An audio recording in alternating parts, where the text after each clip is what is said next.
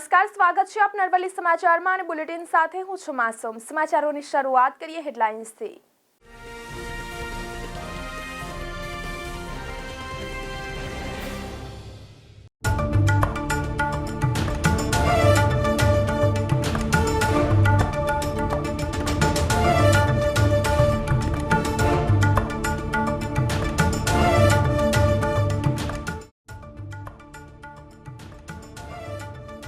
પ્રાથમિક કસોટીમાં ભાગ 1ની પરીક્ષા મે જૂનમાં લેવાશે। જીપીએસસી પશુ ચિકિત્સા અધિકારીની 261 જગ્યા 15મી સુધી અરજી થશે।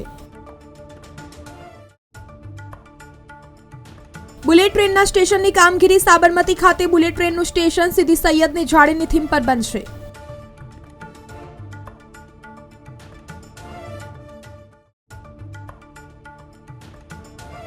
ધોરણ 12 પછી 4 વર્ષના કોર્સને પણ મંજૂરી। 10 વર્ષ બાદ 1 વર્ષ માટેનો બીએડનો કોર્સ ફરી શરૂ કરાશે।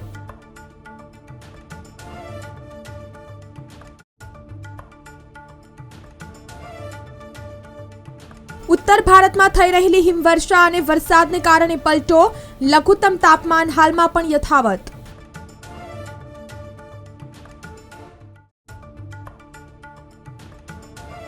ગુજરાતના વાતાવરણમાં આંશિક પલટો। આગામી 24 કલાક દરમિયાન મહત્તમ તાપમાનમાં 1 ડિગ્રીનો ઘટાડો થઈ શકે।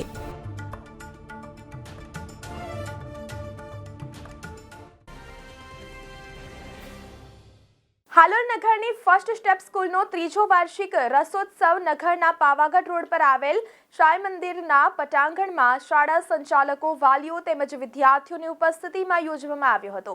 હાલોલ નગરની નાના ભૂલકાઓની ફર્સ્ટ સ્ટેપ સ્કૂલ આવેલ છે। સ્કૂલ દ્વારા પ્રતિ વર્ષે શાળાનો વાર્ષિક રસોત્સવ ઉજવવામાં આવે છે, જે અંતર્ગત શાળાનો ત્રીજો વાર્ષિક રસોત્સવની ઉજવણી કરવામાં આવી હતી, જેમાં શાળા સંચાલક તેમજ લીના શાહ દ્વારા શાળાનો વર્ષ દરમિયાનનો શાળાકીય પ્રવૃત્તિઓનો ચિતાર રજૂ કર્યો હતો, જ્યારે નાના ભૂલકાઓ દ્વારા રજૂ કરવામાં આવેલા તેમજ વૃક્ષો બચાવો, પર્યાવરણ બચાવો, પાણી બચાવો તેમજ સ્વચ્છતા ઉપર જુદી જુદી થીમ દ્વારા અનેક પ્રવૃત્તિઓ રજૂ કરવામાં આવી હતી, જેમાં નાના ભૂલકાઓએ હાલોલ નગરને સ્વચ્છ રાખવાની નેમ સાથે નગરના વિવિધ વિસ્તારોમાં ડોર ટુ ડોર કચરો ઉઘરાવતા વાહનોમાં સંગીતમય વાગતા ગીત, જે ગાડીવાલા આયા હે કચરા નિકાલનું ગીત પ્રસ્તુત કરતા આકર્ષણનું કેન્દ્ર બન્યું હતું। ઉપસ્થિત સૌને નગરને સ્વચ્છ રાખવું એ સૌ નાગરિકોની ફરજ છે, એ આપણી એક નૈતિક ફરજ છે તેવો સંદેશો આપવાનો પ્રયાસ શાળા તરફથી કરવામાં આવ્યો હતો, જેને લઈ ઉપસ્થિત શિક્ષકગણ, વાલીઓ તેમજ આમંત્રિત મહેમાનો રજૂ કરેલી પ્રસ્તુતિને નિહાળી આશ્ચર્યચકિત થઈ ગયા હતા। ગાંધીનગર જિલ્લાના દિવેલા ઉત્પાદક ખેડૂતો માટે મહત્વપૂર્ણ માર્ગદર્શિકા જાહેર કરવામાં આવી છે। આ માર્ગદર્શિકામાં પાન ખાનાર ઈયળ અને કાતરા જેવી જીવાતોના અસરકારક નિયંત્રણ માટેના વિવિધ પગલાંની વિગતવાર માહિતી આપવામાં આવી હતી। પ્રાકૃતિક કૃષિ રસાયણ મુક્ત અને પરંપરાગત ખેતી છે, ત્યારે ભાવનગરનો પ્રત્યેક ખેડૂત રાસાયણિક ખેતી છોડીને ધીમે ધીમે પ્રાકૃતિક કૃષિ અપનાવી રહ્યા છે। ભાવનગર જિલ્લામાં 50,636 ખેડૂતો 41,257 એકરમાં પ્રાકૃતિક કૃષિ અપનાવીને અન્ય ખેડૂતો માટે પ્રેરણારૂપ બન્યા છે। ભાવનગર શહેર અને જિલ્લામાં આ વર્ષે ચોમાસામાં 100%થી વધુ વરસાદ વરસી ગયા બાદ માગશર સહિત શિયાળામાં માવઠા ન વરસતા તેમજ આજની તારીખે જિલ્લાના મુખ્ય 12 જળાશયોમાં 81% પાણીનો સંગ્રહ થયેલો છે, તેથી શિયાળુ વાવેતર વધ્યું છે। માર્ચની શરૂઆતમાં જ ગરમીનો પારો 35 ડિગ્રી નોંધાયો છે।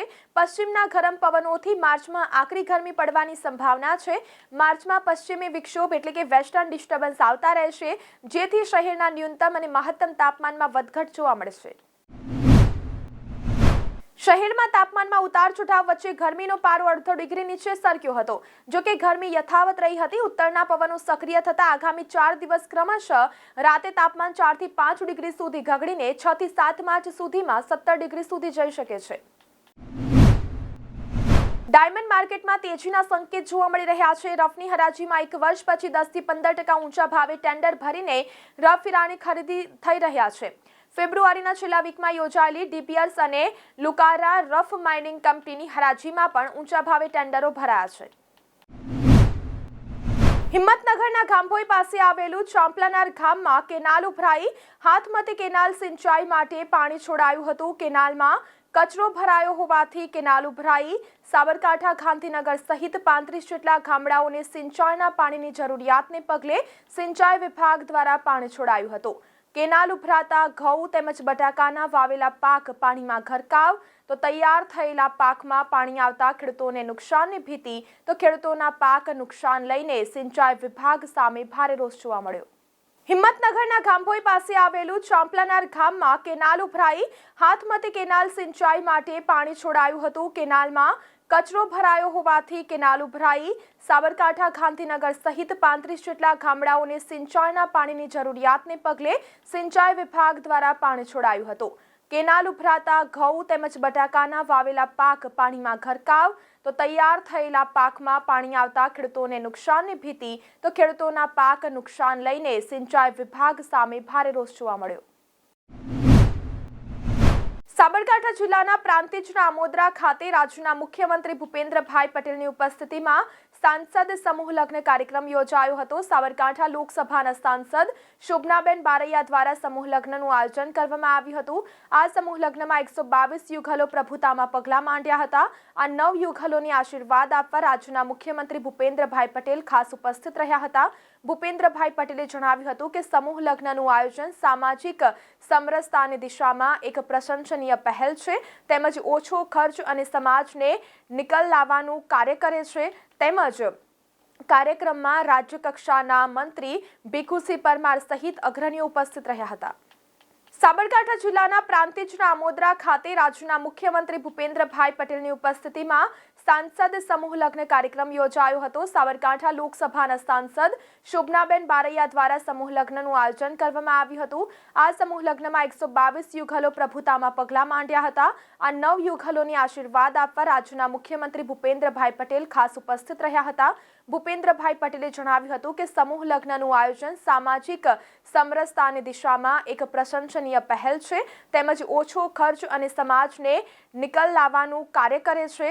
તેમજ કાર્યક્રમમાં રાજ્ય કક્ષાના મંત્રી ભીખુસિંહ પરમાર સહિત અગ્રણીઓ ઉપસ્થિત રહ્યા હતા. 122 દીકરીઓના ભવ્ય સમૂહ લગ્નોત્સવ વડાપ્રધાનશ્રીના કાર્ય મંત્રને સાકાર કરતો અવસર છે. સાંસદ અને ધારાસભ્ય સહિતના જનપ્રતિનિધિઓ લોકહિત અને જનસુખાકારીના કાર્યો તો કરે જ છે, પરંતુ આવા સમૂહ લગ્નોત્સવ જેવા સમાજના હિતલક્ષી આયોજનથી આ વિસ્તારના સાંસદે અનોખું કાર્ય કર્યું છે. આજે પ્રભુતામાં પગલાં પાડી રહેલા નવદંપતીઓનું દાંપત્ય જીવન સુખમય અને સમૃદ્ધિપૂર્ણ રહે એવા અવસરે આશીર્વાદ અને શુભેચ્છાઓ પાઠવું છું. ગુજરાત પબ્લિક સર્વિસ કમિશને પશુ ચિકિત્સા અધિકારી વર્ગ 2 ની કુલ 261 જગ્યાની ભરતી જાહેર કરી છે. વેટરનરી સાયન્સ અને એનિમલ તેમજ હસબન્ડરી ક્ષેત્રે ડિગ્રી ધરાવતા 35 વર્ષ સુધીના ઉમેદવારો 15મી માર્ચ સુધીમાં અરજી કરી શકશે. સાબરમતી રેલવે સ્ટેશનની બુલેટ ટ્રેનના સ્ટેશનની કામગીરી પૂરઝડપે ચાલી રહી છે. સ્ટેશનને સીદી સૈયદની જાળીની થીમ પર બનાવાશે. એન્ટ્રન્સની કેનોપીને સીદી સૈયદની જાળીનો લુક અપાશે. તેમજ સ્ટેશનને બુલેટ અને મેટ્રો સ્ટેશનની સાથે જોડાશે. આશરે 1 દશકા બાદ સ્કૂલમાં શિક્ષક બનવા માટેના કોર્સમાં ફેરફાર કરાયો છે. જે અનુસાર પોસ્ટ ગ્રેજ્યુએશનની ડિગ્રી બાદ 1 વર્ષ માટેની બીએડની ડિગ્રી, ગ્રેજ્યુએશનની ડિગ્રી બાદ 2 વર્ષ માટેની બીએડની ડિગ્રી, જ્યારે ધોરણ 12 બાદ 4 વર્ષના બીએડ અને એમએડના ડિગ્રી કોર્સના અભ્યાસની મંજૂરી અપાઈ છે.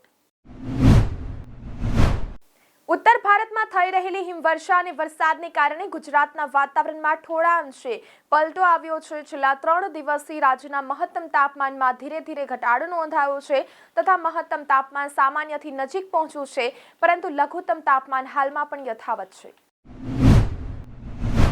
તો આ સાથે બુલેટિનમાં અત્યારે બસ આટલું જ. નમસ્કાર.